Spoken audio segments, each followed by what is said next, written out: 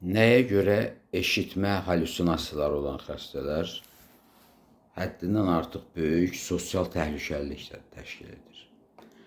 Yadda saxlamaq lazımdır ki, eşitmə halüsinasiyaları iki yerə bölünür. Bu, həqiqi halüsinasiyalar və psevdo halüsinasiyalar. Həqiqi halüsinasiyalar dedikdə biz ətraf aləmdən gələn səsləri başa düşürük. Yəni, ruhi xəstə ətraf aləmdən mövcud olmayan, başqalarının eşitmədiyi, heç kimin qəbul etmədiyi, həqiqətdə mövcud olmayan səsləri eşidir. Bu səslər eşidiləndə müxtəlif obyektlərə məxsus olur. Ola bilər ki, bu səslər hər hansı bir insanlar tərəfindən yaranmış olsun.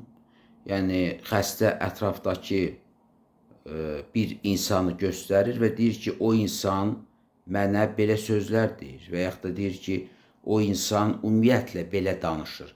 Həqiqətdə ətrafdakı insanların heç biri, başqa insanların heç biri həmin insanın elə sözlər dediyini eşitmir, bunu qəbul etmir.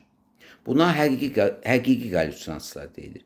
Yəni, həqiqi halüsinasiyaların mənbəyi ətraf aləmdə olur. Ən təhlükəli, ən acınacaqlı, ən faciəli, ən sosial təhlükəli xarakter daşıyan hal psevdo halüsinasiyalardır. Yəni, psevdo halüsinasiyalar dedikdə biz yalançı halüsinasiyaları nəzərdə tuturuq. Psevdo yalançı deməkdir. Psevdo halüsinasiyaların həqiqi halüsinasiyalardan fərqi ondadır ki, psevdo halüsinasiyalar beynin içərisindən gəlir. Fikir verin. Beynin içərisindən gəlir. Xəstə deyir ki, obyekt, yəni o səsi çıxardan obyekt, o sözləri deyən insan, hər hansı bir cihaz, mənim beynimin içərisində oturub. Hətta xəstə daxili gözlə, elə xəstələr beyinlərinin içərisində daxili göz hiss edirlər. Hətta onlar daxili gözlə həmin obyekti görə də bilirlər. Yəni, onlar qeyd edir ki, bizim daxili gözlə gördüyümüz həmin obyekt həmin səsləri çıxardır və bizi idarə edir. Bax, fikir verin. Bizi idarə edir. Xaricdən olan gələn səslər, həqiqi halüsinasiyalar zamanı xəstə məni idarə edir sözünü işlətmir. Amma eşitmə halüsinasiyalar beynin içərisindən gəlirsə, bunun obyekti beynin içərisindədirsə, xəstə onu daxili gözlə görürsə, buna внутренний взор deyirlər. Внутренним взором, больной видит внутренним взором. Daxili gözlə görürsə, daxili eşidirsə, yəni o beynindən gələn bir səsdirsə, bu çox təhlükəlidir. Bunun obyekti məlum deyil, xəstə bunu göstərə bilmir. Bu, xəstənin beynində oturmuş bir obyektdir. Xəstənin ancaq özünün gördüyü, özünün qəbul etdiyi bir obyektdir. Nəyə görə eşitmə halüsinasiyaları olan xəstələr çox təhlükəlidirlər? Bunun təhlükəliliyinin əsas səbəbi ondan ibarətdir ki, adətən eşitmə halüsinasiyaları, yəni beynin içindən gələn psevdo halüsinasiyalar deyilən o halüsinasiyalar, yəni beynin içindən gələn səslər, məhz beynin içindən gələn səslərin təhlükəliliyi ondan ibarətdir ki, onlar xəstələri idarə edir və əksər hallarda onlar xəstələrə əmrlər verirlər. Buna imperativ halüsinasiyalar deyirlər. Yəni, əmredici halüsinasiyalar. Həmin əmredici halüsinasiyalar, yəni xəstəni idarə edən halüsinasiyalar tamamilə xəstəni öz təsirləri altına salırlar. Xəstə onların nəzarəti altında işləyir. Onların dediyindən çıxa bilməz. Onlar xəstəni inandırırlar ki, xəstəyə deyirlər ki, əgər sən bizim sözümüzdən çıxsan, Sənin başına fəlakət gələcək. Hansısa bir xəstə üçün aktual olan, həyatda çox aktual olan bir hadisənin, yəni pis mənada aktual olan bir hadisənin baş verəcəyi ilə onu qorxudurlar. Və bu təqdirdə xəstə tam həmin psevdo-qallüsinasiyaların, yəni beynin içərisindən gələn səslərin, eşitmə qallüsinasiyalarının hakimiyyəti altına düşür. Bu imperativ qallüsinasiyalar, yəni əmr edici qallüsinasiyalar xəstələrə müxtəlif mövzuda əmrlər verə bilərlər. Bəzən xəstələrin qohumları belə bir çox cahil sözlər işlədirlər. Deyir ki, bu deyir səs eşidir, amma deyir o səslər ona təhlükəli heç nə demir. Xeyr, bağışlayasınız. İndi təhlükəli bir söz demir. 2 dəqiqədən sonra, 5 dəqiqədən sonra, 10 dəqiqədən sonra, 2 saatdan sonra, 10 saatdan sonra həmin eşitmə qallüsinasiyaları, psevdo-qallüsinasiyalar xəstələrə başqa çox təhlükəli əmrlər verə bilərlər. Bu əmrlər nədən ibarətdir? Dur, filan kəsi öldür. Misal üçün, xəstə küçədə gedir. Qarşısından bir adam gəlir. O adamı tamamilə tanımır. Heç vaxt o adamı görməyib. İnsan küçədə gedir. Və xəstə birdən beyninin içindən səs eşidir ki, o insanı sən öldürməlisən. O insan qiyafəsini dəyişmiş düşməndir. O səni izləyir. O səni bədbəxt edəcək. O sənin hansısa bir mülkiyyəti alacaq, qabiliyyəti alacaq. Bəzən belə əmrlər verirlər xəstələrə. Deyirlər ki, o səslər, o insan sənin, əgər bu xəstə kişidirsə, kişiliyi əlindən alacaq, sən impotent olacaqsan. Əgər qadındırsa, deyir ki, sənin qadınlığı əlindən alacaq, sənin artıq evladın olmayacaq.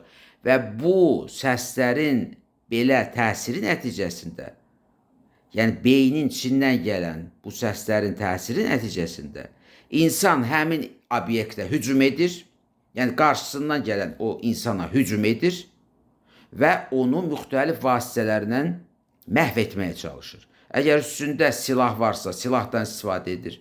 Silah yoxdursa, quru əllə onu yıxır yerə, boğmağa çalışır. Xəstəyə yaxınlaşaraq ona küt alətlərlə zərbə endirir. Və yaxud da onun elə bir yerindən zərbə endirir ki, həmin insan həyati vacib orqanların zədələnməsi nəticəsində elə yerindəcə ölür. Ona görə də eşitmə qallüsinasiyalarının psevdo-qallüsinasiya forması, yəni yalançı qallüsinasiya forması həddindən artıq təhlükəli bir haldır. Başqa bir misal da mən çəkə bilərəm. Mağazadır. İnsan girib bir şey alır. Bax, görürsünüz, nə qədər marketlər var şəhərdə, ümumiyyətlə dünyanın hər yerində, elə sizin yaşadığınız şəhərdə də marketlər var, mollar var, mağazinlər var. Siz ora girəndə bilmirsiniz sizin yanınızdakı adam kimdir. Siz bilmirsiniz o adam ruhi xəstədir ya yox. Çox ehtiyatlı olmaq lazımdır. Qəfildən o adama səs gələ bilər ki, misal üçün növbədir, marketin kassasında növbədir, mağazanın kassasında növbədir. O adam sizin arxavızda dayanıb və yaxud da önünüzdə dayanıb, xəstə bir insan. Birdən o xəstə insanın beynində olan səslər onu əmr eləyir. Yanında dayanan o adamı öldürmək lazımdır. Tez öldür, yoxsa biz sənin müəyyən, yenə də burada hədə-qorxu söhbəti gəlir. Yəni, o səslər hədə-qorxu gəlir xəstəyə. Əgər sən bunu eləməsən, biz sənin müəyyən bir şeyi alacağıq, müəyyən bir yaxın adamı məhv edəcəyik, müəyyən bir qabiliyyəti söndürəcəyik. Və elə bir əmrin təsiri altında, elə bir hədə-qorxunun təsiri altında xəstə tamamilə günahsız olan bir insanı, tamamilə günahsız olan, heç vaxt tanımadığı bir insanı həmin yerdə, həmin o marketdə, molda, mağazada elə onun üstünə cumub onu qətlə yetirə bilər. Çox ağır zərbələr endirə bilər. Xəstəni, insanı şikəst edə bilər. İnsanı elə vəziyyətə sala bilər ki, yəni insana heç bir vasitə ilə kömək eləmək olmaz. Yəni belə hallar həddindən artıq çox tez-tez olur.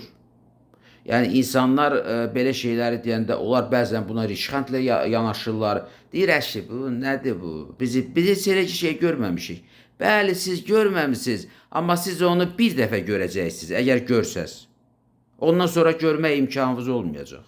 Ona görə də çox ciddi ehtiyatlı olmaq lazımdır. Ruhi xəstəliklərin sayı dünyada durmadan artır. Konkret Azərbaycanda ruhi xəstələrin sayı durmadan artır.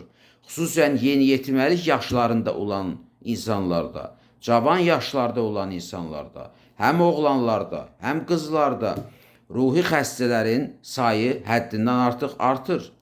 Bunun da əsas səbəbi, əlbəttə birinci səbəbi sabahki günə ümidsizlikdir. İnsanlar sabah nə edəcəklərini, sabah nə olacağını bilmirlər. Belə təşviş vəziyyətində yaşayan insanlarda sabahki günə ümidsizlik fonunda, həm də onun üstünə gəlsək ki, əgər insanın genetik statusunda bu xəstəliyə meyillik varsa və yaxud da insanın həyat şəraiti ağırdısa, onun maddi şəraiti ağırdısa, onun çoxlu problemləri var, həll eləyə bilmir. Bütün bu psixo-emosional gərginlik şəraitində xəstəlik üzə çıxır. Yəni, əgər adi adamdakı onun genetikasında bu xəstəliyə meyillik yoxdur, adi adamda üzə çıxmır. Çünki yoxdur bu. Amma o adamdakı onun daxilində, genetikasında bu xəstəliyə meyillik var. Dərhal bu xəstəlik üzə çıxır və siz heç bilmədən yanınızda, avtobusda yanınızda əyləşən adam, sizinlə təsadüfən söhbət edən bir adam, mağazada sizinlə nəsə bir şey alan adam, yanınızda dayanan adam sizə hücum edib sizi öldürə bilər, sizə xəsarət yetirə bilər və yaxud da sizinlə konfliktə girə bilər. Ona görə də yadınızda qalsın, həmişə sizinlə müəyyən bir səbəb olmadan konfliktə girən insanların bəlkə bu xəstədir deyərək sual verməlisiniz özünüzə belə hal olanda. Tez orada o adama cavab vermək, hayküy salmaq, o adama qarşı hər hansı bir agresiya göstərmək, bu yersiz bir söhbətdir. Yəni siz bunu eləsəz, siz onu provokasiya edirsiniz və həmin adam agresiyanın cavabında siz ona sadə agresiya göstərərsiniz, o sizi vurub öldürər. Ona görə də belə səbəbsiz konfliktlər nəticəsində yaranan böyük bir qalmaq halda siz mütləq hüquq mühafizə orqanlarının əməkdaşlarını ora dəvət edin. Mütləq. Çünki siz tək başına orada nə baş verdiyini bilə bilməyəcəksiniz. O adam ruhi xəstədir, o adam kriminal bir adamdır, o adam hansı məqsədlə o hərəkəti eləyir, o adam narkotik sərxoşluq vəziyyətində o hərəkəti eləyir. Bu variantlardan hansıdır, siz onu bilməyəcəksiniz. Hüquq mühafizə orqanlarının əməkdaşları gəlir, o adamı saxlayır, onun səbəbini araşdırır və müəyyən tədbirlər görürlər. Və mən sizə məsləhət görərdim ki, belə hallarda, xüsusən ictimai yerlərdəki o adamlar sizi öldürüb dərhal ictimai yerdən uzaqlaşa bilərlər. Adamların içərisində itib gedə bilərlər ki, onları sonra tapmaq da çətindir. Özünüzü təhlükəyə atmayın. Ya konfliktdən kənarlaşın, konfliktə girməyin, uzaqlaşın. Əgər uzaqlaşmaq mümkün deyilsə, indi bu saat hamının üstündə telefon var. Dərhal hüquq mühafizə orqanlarının əməkdaşlarını hadisə yerinə dəvət edin. Yəni orada qeyri-adekvat, bax fikir verin, qeyri-adekvat şəxsin olduğunu qeyd eləyin. Qeyri-adekvat şəxsin sizinlə konfliktə girdiyini qeyd eləyin. Bəzən metroda təsadüf olunur. Ən qeyri-adekvat insanlar metroda gizlənirlər. Bax fikir verin, nəyə görə? Metro yerin altı belə insanları cəzb edir. Onlar elə bilirlər ki, yerin altında onları heç kim tuta bilməyəcək. Onlar orada öz sayıqlama ideyalarını yaxşı həyata keçirmək istəyirlər.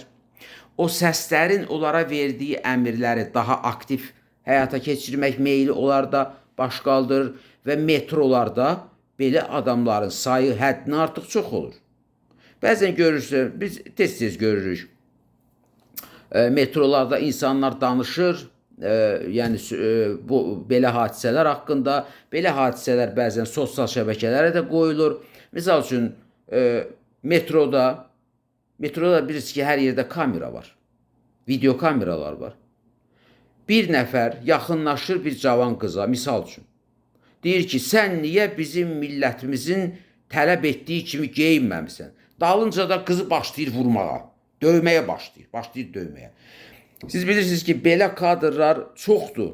Siz əgər sosial şəbəkələr, siz elə bilməyin ki, bu adam hər hansı bir milli dəyərləri qorumaq üçün onu eləyir. Xeyr, bu adam birinci, hüquqi cəhətdən bu xuliqanlıqdır. İkinci, şəxsiyyətə qarşı təcavüzdür. Hələ bu nə məqsədlə bunu eləyir, bunu heç kim bilmir. Ola bilər ki, çox güman ki, bu adam psevdo qallüsinasiyaların, yəni psevdo eşitmə qallüsinasiyalarının təsiri nəticəsində ona gələn, onun eşitdiyi, beyninin içindən eşitdiyi səslərin təsiri nəticəsində durub o qıza hücum eləyir. Mən sual verirəm, nəyə görə metroda o boyda adam var, onun heç biri elə bir şey eləmir? Bir dənə bu durur, Azərbaycan xalqının milli dəyərini müdafiə üçün güya milli dəyərlərini müdafiə üçün qızı başlayır vurmağa. Sən deyir, qısa geyinmirsən, sənin geyimin bizə uyğun deyil, sən açıq geyinmirsən, sənin bədənin görünür, nə bilim, filandır. Yəni, belə sözlər başlayır danışmaq. Sonra da başlayır vurmağa insanı. Və yaxud da belə hallar olur.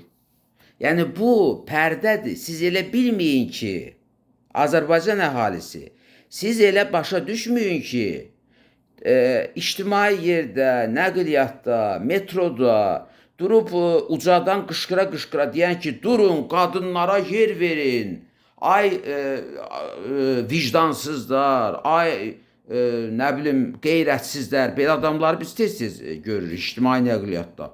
Niyə durub qadınlara yer vermirsiniz? Və yaxınlaşır, həmin adam başlayır vurmağa.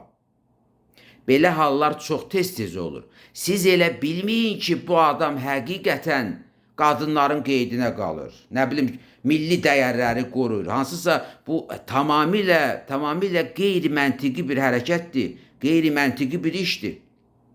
Yəni, bunu çox yavaşdan da demək olar. Əgər sən doğrudan da kiminsə qayğısına qalırsansa, bunu çox yavaşdan da xahiş eləmək olar ki, xahiş edirəm, durun, yer verin, filan kəs əyləşsin, yəni ki, o ayaq üstə dayana bilmir. Yəni, bunu belə eləməyə əvəzinə bu adam yaxınlaşır, çox aqressiv vəziyyətdə, hər hansı bir əyləşmiş cavan oğlana, bir adama yaxınlaşır. Bunu deyəndən sonra da başlayır onu vurmağa, ona fiziki təcavüz edir. Yəni, belə hərəkətləri görəndə Azərbaycan əhalisi özünüzü avam kimi göstərməyin. Siz elə bilməyin ki, o adamlar adekvatdır. Siz elə bilməyin ki, o adamlar millətin dərdini çəkir. Xeyr. Mən sizə bir həkim, psikiatr kimi deyirəm. O adamların içərisində çoxlu psixi xəstələr var. Onlarda psevdo eşitmə qallüsinasiyaları var. Onlar ruhi xəstələrdir və nəinki başqaları üçün, nəinki hücum etdikləri insan üçün, eyni zamanda sizin üçün də istənilən anda təhlükəli ola bilərlər.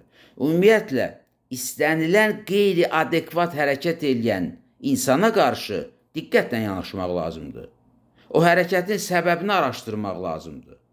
Nəyə görə bu adam durduğu yerdə, yəni ki, o şeyi ki, sakit həyata keçirmək olar? Əlbəttə, elə hallar olur ki, xidmət sahəsində, misal üçün, kiminsə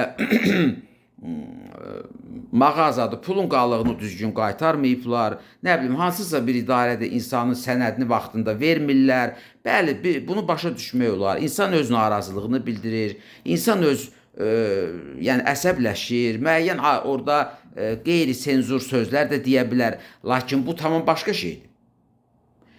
Biz konkret aqressiyadan, psevdo qallüsinasiyalar nəticəsində, insanlara verilən əmrlərin təsiri nəticəsində insanlarda olan təcavüz, başqalarına qarşı təcavüz hallarından söhbət edirik. Nəzərə alsaq ki, Azərbaycanda narkotik maddələrdən aktiv istifadə artıq bütün hüdudları keçmişdir. Azərbaycandakı cavan qızların, oğlanların demək olar ki 70-75, bəlkə də 80% narkotik maddələr qəbul edir. Bu və ya digər dərəcədə bizim əhalinin içərisində, xüsusən də cavan oğlanların, qızların içərisində siz demək olar ki, çox nadir hallarda insan tapa bilərsiniz ki, o narkotik qəbul eləməsin. Ya hərdən bir qəbul eləyib, ya əvvəllər qəbul eləyib, ya indi müntəzəm qəbul eləyir. Yadda saxlamaq lazımdır ki, müasir dövrdə yayılmış narkotiklər hamısı davranışı pozur, qeyri-adekvat hərəkətlər yaradır, eşitmə qallüsinasiyaları yaradır. Sonra o eşitmə qallüsinasiyaları əmr edici xarakter daşıyır, yəni insana müəyyən əmrlər verirlər və həmin narkotiklərin təsiri altında da psixoza, bu cür psixoza düşmüş insan ictimai təhlükəli olur. Yəni eşitmə qallüsinasiyalarının əmri altında sizə hücum edir, mənzillərdə qonşularına hücum edir, nəlayiq hərəkətlər edir, küçədə özünü apara bilmir.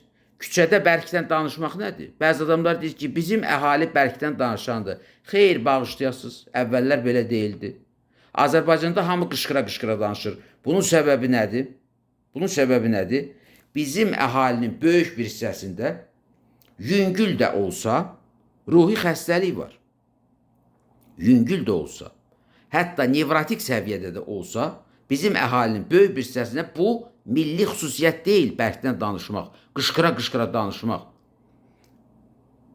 Bizim nəqliyyat vasitələrində gedən insan səsdən oturmaq olmur. İnsan adi bir sözü, yəni neytral bir sözü, onu da qışqıra-qışqıra deyir. Pis sözü də qışqıra-qışqıra deyir. Yaxşı söz də ağızdan çıxan səs, söz elə tonda deyilir ki, o qışqırıq xarakteri daşıyır. Yəni Azərbaycan əhalisində danışmaq mədəniyyəti yoxdur. Bu faktdır. Bu faktdır. İnsanlar qışqıra-qışqıra danışırlar. Bəli, bu ola bilər ki, Zakafqaziya xalqlarına və Şərq xalqlarına məxsus olan bir xüsusiyyətdir. Amma Azərbaycanda bu çox bariz şəkildə özünü göstərir. Və biz orada bilə bilmirik ki, bu qışqıra-qışqıra danışan adam, qeyri-adekvat, bərkdən danışan adam xəstədir ya sağlamdır. Bunu da araşdırmaq lazımdır. Mən bir daha nəzərinizə çatdırmaq istəyirəm ki, narkotik maddələrin təsiri nəticəsində dözülməz iqtisadi çətinliklərin olduğu bizim cəmiyyətdə həmin iqtisadi çətinliklərin təsiri nəticəsində müəyyən sosial, ictimai, mənəvi krizis xarakteri daşıyan problemlərin təsiri nəticəsində insanlarda psixi xəstəliklər baş qaldırır. Bəlkə də bu səbəblər olmasa insanlarda o xəstəliklər baş qaldırmaz. Elə daxildə yatmış sükunət vəziyyətində olar.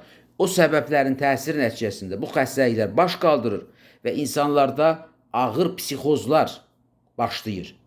İnsanların böyük bir qrupunda. Və ağır psixozların da simptomlarından biri psevdo eşitmə qallüsinasiyalarıdır. Bu çox təhlükəli haldır. Xəstələrin qohumları bilməlidir ki, əgər sizin evdə olan insan xəstədirsə və o eşitmə qallüsinasiyalarından, psevdo eşitmə qallüsinasiyalarından, yəni beynin içindən gələn səslərdən şikayət edirsə, siz vaxt itirməyin. Çünki o adam istənilən an, gecə o səslərin təsiri nəticəsində, gecə siz yatmış olan halda qalxıb, baltanı götürüb sizi öldürə bilər. Bıçağı götürüb sizi doğraya bilər. Baxmayaraq ki, siz onun yaxın adamlarısınız. Yəni, o adam tamamilə eşitdiyi səslərin hakimiyyəti altındadır. O səslər ona nə əmr etsə, onu da edəcəkdir. Yəni, siz onun atasısınız, anasısınız, yaxın adamısınız, həyat yoldaşsınız. Bunun heç bir əhəmiyyəti yoxdur. Biz burada ruhi xəstələrdən danışırıq. Siz bilməlisiniz, özünüzə hesabat verməlisiniz ki, əgər sizin evdə belə bir, mən təsvir etdiyim qaydada olan ruhi xəstə varsa, siz dərhal, ləngimədən, vaxt itirmədən, birinci növbədə ərazi üzrə hüquq mühafizə orqanlarına, və psixiatrik xidmətin 103 xidmətinin psixiatrik briqadasına müraciət etməlisiniz ki, həmin xidmətdən olan adamlar polis işçiləri ilə bir yerdə gəlib həmin xəstəni qospitalizasiya etsinlər. Və yaxud da əgər xəstə könüllü olaraq hələ ki könüllü olaraq həkimə gəlməyə razıdırsa, yəni etiraz etmirsə, hələ ki konkret aqressiya faktı yoxdursa, yenə də vaxtı itirmədən bu məsələni aşkar edən kimi onu götürüb ambulator qaydada həkim psixiatra aparmaq lazımdır ki, həkim psixiatr dərhal müalicə təyin etsin və bu müalicə fasiləsiz gedərək xəstənin vəziyyətini yaxşılaşdırsın. Eşitmə qallüsinasiyaları, psevdo-qallüsinasiyalar çox təhlükəli bir haldır. Və bu halın təhlükəliliyi ondadır ki, insan həmin səslərin nəzarəti altındadır, həmin səslərin verdiyi əmrləri qeyd şərtsiz yerinə yetirir.